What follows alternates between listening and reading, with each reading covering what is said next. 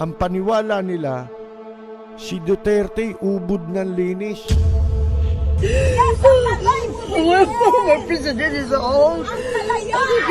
Ang tingin nila kay Duterte, pag binasbasan ni Duterte ang kanal, pwede nilang inumin. Tatay Duterte, umuwi na po kayo. Parang hawa niyo na sa amin. Bumalik na po kayo. Kasi para maayos na po ang Pilipinas. Yan, ganyan ka, naging ganyang kabulag, ha? Ang mga panatikong ito. Rapid fire! Dati na natin itong sinasabi, di ba? Sino may kasalanan? Sino ang nagpalaki ng ulo niyan, di ba? Sino bumilog sa ulo niyan? Sino bumilog sa ulo ni Sarah? At naniwala siyang pampresidente siya. Rapid fire! There is no question about my readiness. Pinesenta ko sa inyo yon, ang sarili ko, at alam ko na first in line ako sa succession. Wala nang tanong doon kung ano ang gagawin ko.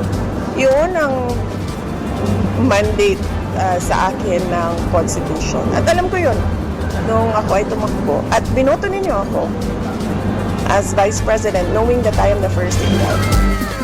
Jesus! Buwisit! Kasi ito, tandaan ninyo. Alam ninyo, ako ito. Simulat sa pool, Binabati ko pa rin. nung nakita na natin ang mga pattern Mga korap, mga kriminal. na ginagawang pantakip yung kampanya sa droga, yun ang cover up eh. Patuloy pa rin ang karasan. And at the same time, Ito na ang huli ninyong nag-i-instill ng fear, ng takot sa taong bayan. At hindi lang yan, yan lahat ng yan, yung labang kunyari sa corruption, pero sa katotohanan, yan ay mga kumot para matakban itong ginagawa nila. At ngayon, natatalupan na, natatanggalan na ng maskara itong mga taong ito na ay nagmamaskarang makamamamayan. Nagmamaskarang ito ang magpapabago. Umpisa pa lang, lahat na yan, sinabi na natin yan nung nahalata na natin.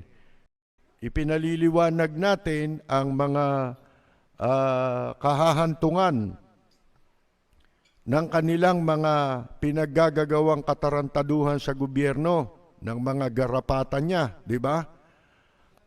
Ito na ho yun. Ngayon, marirealize na nila kung gaano kasama ang kanilang nagawa laban sa mamamayang Pilipino. Na sinira ang ating gobyerno, sinira lahat Binaboy, kung talagang tutusin ninyo, pambababoy ang ginawa. Binastos ang mga batas natin, ang saligang batas, gumagawa ng sarili nilang batas na lumulupig sa sariling mamamayan. Hindi ho, mga kaibigan, natulungan ang taong bayan nito. Natulungan yung mga politikong hinduropot, di ba? Na nagpayaman din sa pwesto. Sino may kasalanan ngayon? Lahat nga naman ng yan. Noon pa sinabi na natin yan. Pagsisisihan nyo yan kasi babalik din sa mukha mo yan, parang basura yan.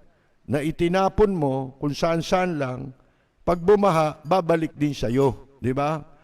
Parang sa Manila Bay, gumawa kayo ng basura dyan, pagka bumagyo, ayan, natatabunan din ng panibagong basura. Basura yung tinambak nyo dyan di ba, sa Manila Bay. Alam nyo, kung tutuusin, yung mga nagsipag-sipsipan dito, ngayon, yung si Remulla, si Jombic Remulla. Jombic ba yun? Mga kaibigan, ngayon may panawagan daw itong si Jombic Remulla dahil sa pambababoy na sa personalan tinatawag na sila ng kung ano-ano para ipahiya sila. Ang lahat ng yan ay nagpapahina sa institusyon. Lahat ng institusyon pinahina nito eh. Pero nung umpisa, hindi nila nabasa yan.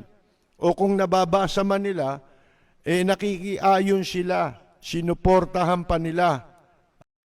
Sa madalit sabi, lahat yan nasabi na natin sa ating programa na ibabala na rin natin ang posibleng maging resulta ng mga katarantaduhan, yung mga peke na panluloko sa publiko. Wala naman silang naipakita. Hindi ho ba? Sabi nga dati, papapatay daw yung mga kurap eh. Wala naman namatay eh. Bakit? Kasama nila yung kurap eh. Di ba? Mga kaibigan. So, lahat ho yan eh, yung mga kampanya nila laban sa droga, lumilitaw ngayon. Malinaw na eh. Tumining na eh. Mga kaibigan eh. Yan ay smoke screen lang. Yan eh, pantakip lang. Na ngayon ay unti-unti nang nahahawi ang takip na yan. At nakikita na natin ang mga katotohanan. Pero ngayon eh, mulat na ang marami. Alam na yan, halata na. Kaya nga sila hindi magkandatuto ngayon, kung paano nila palulusutan. Isa lang naman ang nakikita na lang paraan dyan, kundi gumawa ng diversionary tactic. Hindi ba? Magpapalabas sila ng kung ano-anong mga balita para matakban yan at saka mapag-usapan yung personalan. Bueno, medyo, ito nga yung isang malimit nating sinasabi. Merong isang gumawa ng post na ibinahagi din po sa atin. Yung kaninang tinatanong natin na sino may kasalanan, bakit umabuso sa kapangyarihan itong si Digongyo? Hindi lang naman siya. Siya talagang abusado na, di ba? Pero hindi sana sosobra sa pagiging abusado kung ang ginagampanan ng Senado ng mga sangay ng gobyerno, lalo na yung hiwalay na sangay ng gobyerno, ang kanilang totoong trabaho. Regardless kung ano ang paniniwala mo, kung kakampi ka man niya, meron kayong trabahong hiwalay sa trabaho niya. Hindi ba, mga kaibigan? Umabuso eh. Bakit? Sinuportahan nyo. Bakit nila ginawa yun? Kasi ganyan sila eh. Gusto nila, kung sino yung nakaupo sa administrasyon, nakikinabang sila. Kaya hinahayaan nilang mag-abuso dahil hindi naman sila apektado nun eh. Hindi sila sakop eh ng pag-abuso eh. Ang nagsasaper, nagdudusa, yung karaniwang mga mamamayan sa ginagawang mga pag-abuso. Tinulungan nyo eh. Kaya binilog ninyo ng binilog ang ulo. Katulad si Sara, binilog nyo rin yan eh. Diba? Tatakbong presidente, sabi ni Lacson nun yung ako papipiliin, si Sara ang dapat sumunod na presidente. Hindi nyo napansin, ito, binilog ang ulo ni Duterte ng kanyang mga kampon. Yun ang ginawa nitong mga troll. Kaya pati yung iba na tanga, natangay nito. Natangay ito eh. Na ano sila eh, na hikayat sila sa ganung paniwala. Na kung iisipin mo, ang paniwala nila, si Duterte ubod ng linis. Mas malinis pa kay Virgin Mary. Mga kaibigan. Ang tingin nila kay Duterte, pag sinabi ni Duterte, pag binasbasan ni Duterte ang kanal, pwede nilang inumin yung tubig ng kanal, mga kaibigan. Yan, ganyan ka naging ganyang kabulag, ha? Ang mga panatikong ito. Kaya walang kwentang ano yan, tao yan, hindi kailangang isinasama yan sa pagpapasya, sa paghubog ng tamang paniwala. Kasi ano yan bilanggo ng katangahan yan bilanggo ng kamangmangan, nalunod sa sariling imagination.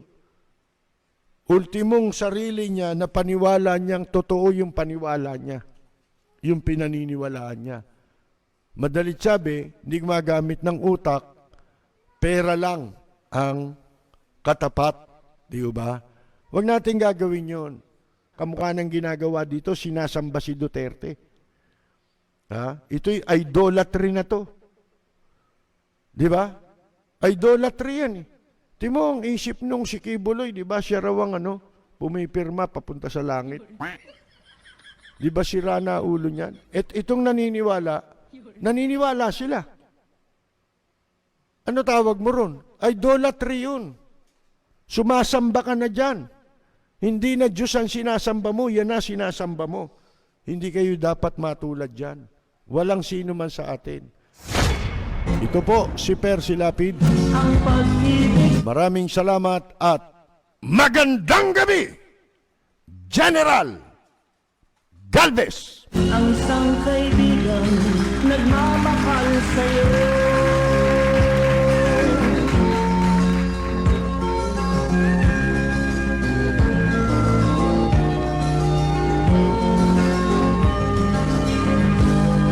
Ang bayan ko'y punong-puno ng yaman.